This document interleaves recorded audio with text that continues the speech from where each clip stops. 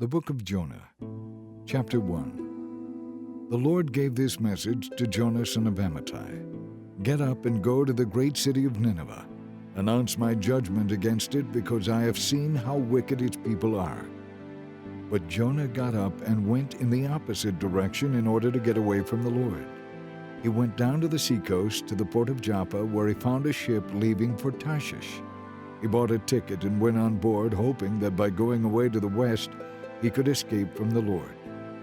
But as the ship was sailing along, suddenly the Lord flung a powerful wind over the sea, causing a violent storm that threatened to send them to the bottom. Fearing for their lives, the desperate sailors shouted to their gods for help and threw the cargo overboard to lighten the ship. And all this time Jonah was sound asleep down in the hold. So the captain went down after him. "How can you sleep at a time like this?" He shouted. "Get up and pray to your God. Maybe he will have mercy on us and spare our lives." Then the crew cast lots to see which of them had offended the gods and caused the terrible storm.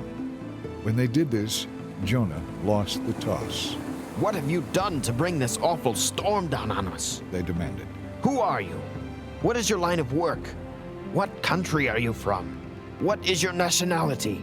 And Jonah answered, I am a Hebrew, and I worship the Lord, the God of heaven, who made the sea and the land. Then he told them that he was running away from the Lord. The sailors were terrified when they heard this. "Oh, why did you do it?" And since the storm was getting worse all the time, they asked him, "What should we do to you to stop this storm?" Throw me into the sea, Jonah said.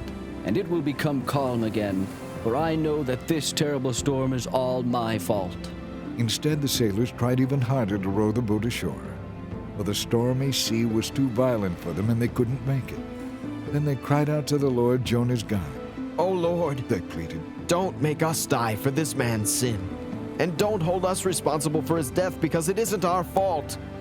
Oh Lord, you have sent this storm upon him for your own good reasons." Then the sailors picked Jonah up and threw him into the raging sea, and the storm stopped at once. The sailors were awestruck by the Lord's great power, and they offered him a sacrifice and vowed to serve him. Now the Lord had arranged for a great fish to swallow Jonah, and Jonah was inside the fish for 3 days and 3 nights. Chapter 2. Then Jonah prayed to the Lord his God from inside the fish. He said, I cried out to the Lord in my great trouble, and he answered me. I called to you from the world of the dead, and Lord, you heard me. You threw me into the ocean depths, and I sank down to the heart of the sea. I was buried beneath your wild and stormy waves. Then I said, O Lord, you have driven me from your presence. How will I ever again see your holy temple? I sank beneath the waves, and death was very near. The waters closed in around me, and seaweed wrapped itself around my head. I sank down to the very roots of the mountains. I was locked out of life and imprisoned in the land of the dead. But you, O Lord my God, have snatched me from the yawning jaws of death. When I had lost all hope, I turned my thoughts once more to the Lord, and my earnest prayer went out to you in your holy temple. Those who worship false gods turn their backs on all God's mercies. But I will offer sacrifices to you with songs of praise, and I will fulfill all my vows, for my salvation comes from the Lord alone. Then the Lord ordered the fish to spit up Jonah on the beach, and it did. Chapter 3. Then the Lord spoke to Jonah a second time. Get up and go to the great city of Nineveh and deliver the message of judgment I have given you. This time Jonah obeyed the Lord's command and went to Nineveh, a city so large that it took 3 days to see it all.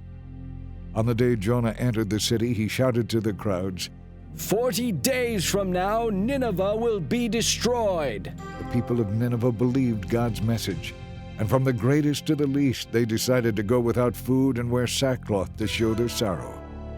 When the king of Nineveh heard what Jonah was saying, he stepped down from his throne and took off his royal robes.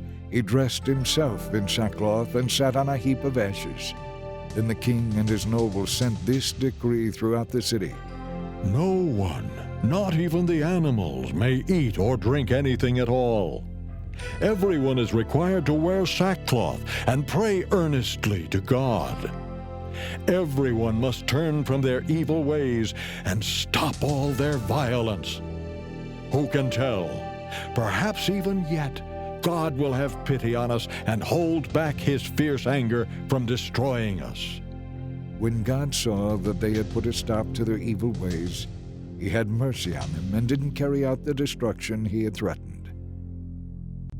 Chapter 4. This change of plans upset Jonah, and he became very angry.